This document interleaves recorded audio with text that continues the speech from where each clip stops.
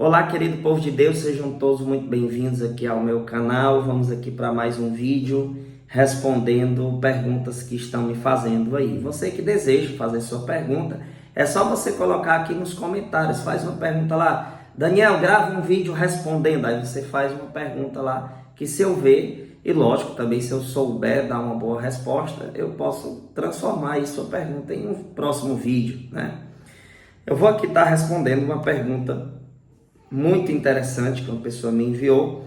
Ela perguntou apenas assim: espiritualidade carismática e tradicional, o que pensar? Aí eu fui conversando com essa pessoa para saber mais ou menos o sentido que ela queria me perguntar, né? Em qual sentido? E ela disse: Daniel, porque eu vejo muita confusão acontecendo entre pessoas que se dizem tradicionais e carismáticos, e fica um conflito. Aí essa pessoa também me relatou: aí, irmão, eu estou numa confusão muito grande, porque na igreja eu vejo padres dizendo que demônio não existe, eu vejo padres adeptos à teologia da libertação, eu vejo o Papa Francisco escolhendo péssimas escolhas, né, para assumir responsabilidades importantes na igreja. E diante de toda essa confusão, eu fico confuso, né, para que lado ir, em que acreditar. Enfim, foi nesse sentido que ela fez essa pergunta. E como eu vou responder isso? Vamos lá. Primeiro, espera aí um minutinho, não sai do vídeo, certo? Para me apresentar a vocês os meus e-books em resposta aos ataques protestantes, certo? Esse é o Verdade Inabalável 1. Vê só esse conteúdo, gente. São 4 e-books, certo? Cada um eu tô apresentando aqui. Qualquer coisa, dá um pause para você poder ver o conteúdo direitinho desse material. E-book 1, aqui, e-book 2, e-book 3 e e-book 4, certo? É esse conteúdo aqui. Qualquer coisa, fala comigo no WhatsApp e eu vou estar lá respondendo você como você adquirir esse material, beleza? Deus abençoe. Valeu. Continua aí no vídeo, hein? A gente precisa entender uma coisa. A Igreja Católica, ela é uma só. A doutrina dela é uma só. Então, diante de tantos conflitos e de tantas situações que estão acontecendo, eu sempre gosto de fazer isso aqui, ó, pegar a Bíblia, pegar o catecismo e dizer para as pessoas: olha para cá, vive isso daqui, intensifica o teu conhecimento aqui para você se blindar dessas situações. Para quando acontecer de um papa, ou um bispo, ou um padre, ou um pregador, seja lá quem for, cometer algo de errado ou falar algo de errado, se você pega as falas e esses comportamentos e analisa de acordo com o que está aqui no Catecismo e na Sagrada Escritura, você vai estar blindado pela verdade. Então você vai saber separar o que é bom do que é ruim. E isso é um ensinamento da Sagrada Escritura, gente, que eu levo para a minha vida em tudo. Se você pegar aqui, deixa eu pegar aqui, em 1 Tessalonicenses, capítulo 5, versículo 21, vai dizer assim: examinai tudo, abraçai o que é bom. Por exemplo, tem muita gente criticando aí o Papa Francisco, porque ele escolheu fulano de tal, que é isso e aquilo, que prega tudo errado e assim vai.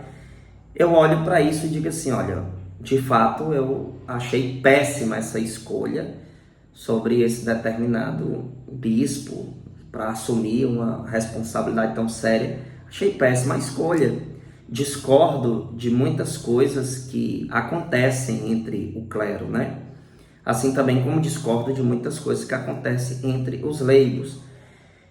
Mas a Sagrada Escritura diz que eu tenho que analisar tudo. E eu analiso tudo e pego para mim o que é bom. O que me edifica, eu pego. Por exemplo, eu já li livros do Papa Francisco, né, escritos do Papa Francisco, que eu encontrei riquezas belíssimas. Assim também como encontrei coisas muito estranhas. Então o que é que eu faço? Essas coisas muito estranhas, ou que eu identifico que tem algo de errado, eu desprezo e fico com as boas. Entende? Então o que é que eu quero lhe dizer com isso? É que diante dessa situação toda, de teologia da libertação, de conflito entre padres e bispos e etc., fique com a doutrina da igreja e com os ensinamentos dos santos da Igreja Católica, né? Dos santos. E daí você vai saber separar as coisas, o que é bom e o que é ruim. Agora, quando eu identifico, por exemplo, algo ruim no Papa, uma escolha errada dele, uma fala errada dele, o que é que eu devo fazer diante disso? Me desesperar? Achar que é o fim do mundo? Não. Eu devo rezar por ele e o que for de errado eu desprezo, o que for de bom eu pego. É assim que deve acontecer. E referente às discussões entre carismáticos e tradicionais, o que é que acontece? Eu vejo muitas pessoas faltando com maturidade nesses assuntos. Nós precisamos ter um pouco mais de maturidade e entender uma coisa muito importante a se entender aqui. É que a presença de um conflito argumentativo nem sempre faz com que aqueles que estão argumentando se tornem inimigos. O fato de eu, Daniel Silveira, eu particularmente, acredito na glossolalia, por exemplo, oração em línguas, né? Que geralmente se vê em grupos da RCC ou em novas comunidades. Eu acredito, né? Inclusive eu oro em línguas, eu profetizo, eu proclamo, né? Eu tenho experiências com o Espírito Santo e eu proclamo isso nas orações de cura e libertação. Já tem outros católicos que não, isso não é católico, não acredito nisso. O fato do cara não acreditar não faz com que ele não seja católico, ele também é católico. Ele só precisa ter a maturidade, assim como eu também preciso ter a maturidade de olhar para esses grupos tradicionais e saber que a igreja ela tem vários carismas. Ela tem várias expressões dentro dela sem perder a unidade da fé. Veja, o que acredita na oração em línguas e o católico que não acredita, todos dois rezam o mesmo credo. Então nós temos a mesma fé, apesar de termos ainda discussões em assuntos disputáveis. Por exemplo, os tradicionais, eles dizem que oração em línguas não existe, que nenhum santo da igreja comentou sobre isso. Os doutores da igreja não tem nenhum falando sobre a existência da glossolalia. Ora, mas é muito simples. Eles também não colocaram um ponto final nesse assunto, tá? E nós temos grandes referências que acreditam na oração em línguas, como o Padre Paulo Ricardo, Dom Henrique Soares, Padre Léo. Nós temos Monsenhor Jonas Abib.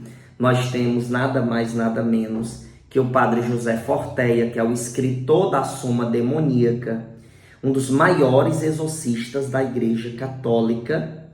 Veja, o cara é escritor da Suma Demoníaca, que é o Manual de Exorcistas, certo? Que trata muito bem sobre a questão da demonologia, entendeu? Ele diz que a oração em línguas atormenta os demônios. Então, se o demônio é atormentado, é porque aquilo é de Deus, né? Então, o que é que acontece? Diante desses conflitos, o que é que eu digo? Poxa, nós precisamos saber ter unidade na pluralidade. Por exemplo, eu não posso querer exigir que a Legião de Maria seja igual a um grupo da Renovação Carismática Católica. Eu não vou exigir que o Shalom em tudo seja igual à Canção Nova. Eu não vou exigir que o Centro Dom Bosco tem que ser igual a uma nova comunidade, como a Canção Nova, por exemplo. Não. Existe, certo, a Igreja Católica presente no Centro Dom Bosco, como existe na RCC. Na verdade, esses grupos estão dentro da Igreja Católica. Agora, o problema é que muitos que são adeptos a esses movimentos querem obrigar todo mundo a pensar igual a eles em assuntos que o magistério da igreja ainda não deu um ponto final. O Centro Dom Bosco, gente, por exemplo, e os seus adeptos e de vários grupos, institutos que estão aí nascendo todos os dias, porque virou, de certa forma, um modismo, né, de criar grupos tradicionais. Isso é um fato. Acho isso prejudicial? Não, desde que seja feito da maneira correta. Esse povo, muitas das vezes, eles querem julgar a renovação carismática e os movimentos carismáticos com uma autoridade, uma prepotência, como se eles fossem o magistério da igreja. Entende? E já também vejo em muitos grupos carismáticos pessoas extremamente exageradas que olham para esse povo tradicional como se eles não fossem cheios do Espírito Santo, como se eles não tivessem o Espírito Santo na vida deles. Então vejo o exagero de ambos. E diante de todo esse conflito, como eu devo me comportar? Eu vou pegar o meu catecismo, vou pegar a minha Bíblia, vou a uma pastoral que eu me identifico, se for em algum grupo da RCC, ou Nova Comunidade, ou na pastoral familiar, ou no Centro Dom Bosco da Vida, seja lá qual for o instituto, no Hesed, no Shalom, na Canção Nova, seja lá onde for, e vou viver minha fé católica. Entende? Então, acho que essa questão desses conflitos desnecessários devem ser encerrados entre nós. A gente precisa entender que as pessoas podem viver a fé católica dentro da RCC, dentro de uma Nova Comunidade, dentro de uma pastoral, dentro da Legião de Maria, dentro do Centro Dom Bosco, dentro de algum, como o Instituto Hesed, por exemplo, e por aí vai.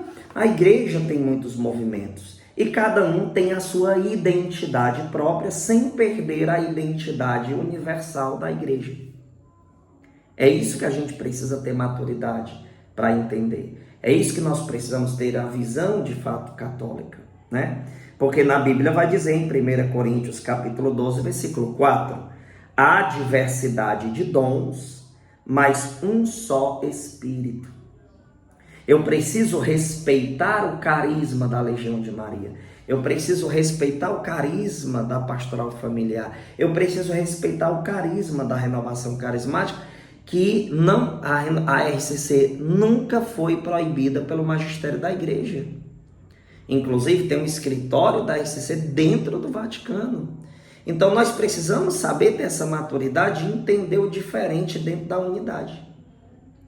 Entende?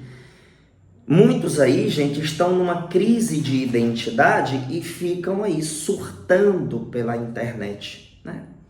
Surtando. Você vê, por exemplo, os carismáticos são muito criticados, mas é o povo que vai para as ruas, é o povo que bate nas portas, é o povo que resgata drogado, que muda a vida de prostituta, que muda a vida de alcoólatra. Aí depois que a renovação pesca, o cara se torna um carismático do fogo do Espírito, rezando, renunciou ao mundão. Aí vem o tradicional e começa. O cara vai vir a tradicional. Aí esse mesmo indivíduo, muitas das vezes, vai lá e começa a jogar pedra na RCC. Olha só que interessante, né? Então isso acontece muito. Muitos que hoje são de movimentos tradicionais, que vivem atacando a renovação, são frutos da renovação. Então eles cospem no prato que comeu. Entende? Eles não conseguem entender a diversidade dentro da unidade católica, porque não tem maturidade. Daí eu vejo um monte de gente que se diz tão tradicional, passa o dia na internet só postando crítica de documento X, erro de bispo tal, de padre tal, fala do Papa e etc e tal. E às vezes está aí o povo no mundo se perdendo e eles não fazem nada para a evangelização, para o real crescimento da Santa Igreja, né? É complicado. Então veja só, a gente precisa analisar sabendo de nossa limitação de entendimento e que o poder de definição total é do magistério, né? Tem gente querendo se colocar no lugar do magistério. Veja que interessante o que diz aqui no Catecismo da Igreja Católica, no número 166. Deixa eu pegar aqui para vocês. Catecismo da Igreja Católica, número 166, diz assim: a fé é um ato pessoal, a resposta livre do homem à iniciativa de Deus que se revela. Ela não é, porém, um ato isolado. Ninguém pode crer sozinho, assim como ninguém pode viver sozinho. Tem muitos grupos que estão sendo tão radicais que eles querem se isolar de tudo e de todos, e eles é que são os únicos certos, né? Aí o catecismo continua: ninguém deu a fé a si mesmo, assim como ninguém deu a vida a si mesmo. O crente recebeu a fé de outros, deve transmiti-la a outros. Nosso amor por Jesus e pelos homens nos impulsiona a falar a outros sobre nossa fé. Cada crente é como um elo na grande corrente dos crentes. Não posso crer sem ser carregado pela fé dos outros.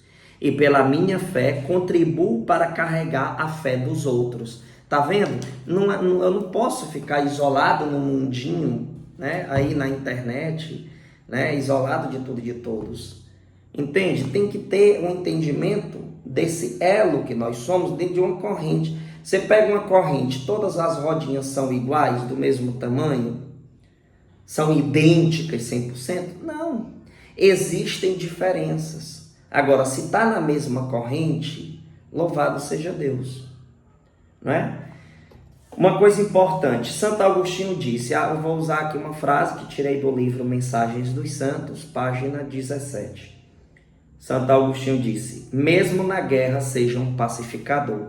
Diante desses conflitos todos que existem hoje, seja alguém que tem uma linguagem católica, uma linguagem que sabe compreender a limitação do outro, né? Veja só, tem tantos padres que foram super mal formados nos seminários. Aí eles saem dos seminários e fazem bobagens, aí aparecem católicos que quer bater de frente e que ele mude de uma hora para outra. Não é assim. A gente precisa ter visão da coisa dentro do contexto que ela é existente, né? Então a gente precisa ter paciência uns com os outros. A gente precisa entender que o conhecimento do outro muitas das vezes vai ser menor do que o meu naquele determinado assunto, e eu preciso entender e buscar saber como evangelizá-lo e trazer para a verdade aquela pessoa. Entendeu? Santa Ângela de Foligno chegou a dizer, eu também tirei essa frase do livro Mensagens dos Santos, página 22, que ela diz, sem unidade não vejo em verdade como possais agradar a Deus. Ela está dizendo, olha, sem unidade eu não sei como é que vocês vão agradar a Deus, não. Não dá. Então, eu vejo, por exemplo, tem um vídeo da Monfort, né? E faço duras críticas à Monfort, muitas das vezes até algumas publicações do Centro Dom Bosco, que eles usam, muitas das vezes, de um tipo de sarcasmo para tratar de assunto sério. Por exemplo, a Monfort tem uma formação de várias e várias horas descendo a lenha na ARCC. E eles fazem brincadeirinhas, sabe? Eles tiram piadinhas com o movimento. Veja, isso é de Deus, isso é católico? Lógico que não é. Isso não é uma atitude católica. Isso não é uma atitude de alguém que verdadeiramente ama a Santa Igreja. Mas a gente vê isso, né? A gente vê isso. E também vejo muitas coisas erradas no meio carismático. Então, eu vejo que tem pessoas que não entendem, certo? A pluralidade dentro da unidade, né? Eu vejo muito isso na igreja. Veja só, uma frase muito bem aplicada de São João Bosco, essa eu tirei do livro O Cristão Preparado para a Prática dos Seus Deveres, página 35.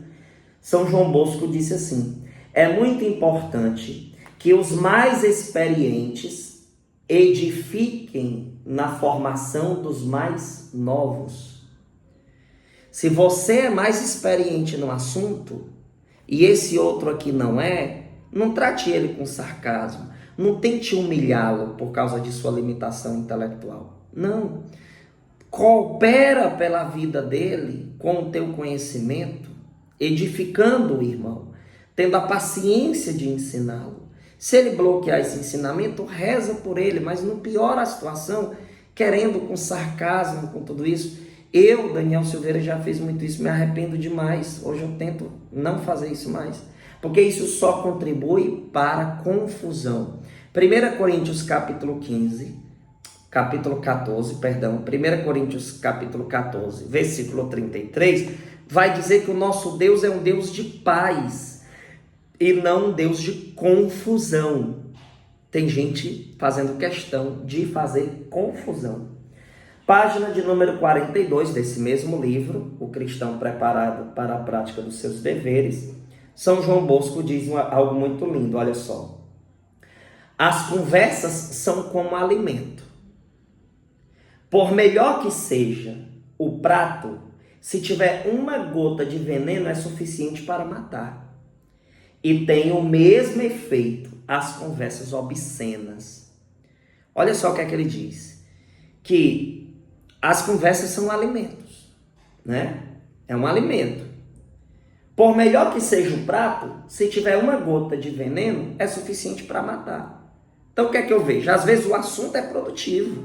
Vamos falar sobre crise da igreja, vamos falar sobre contra a teologia da libertação. Ótimo, assuntos ótimos.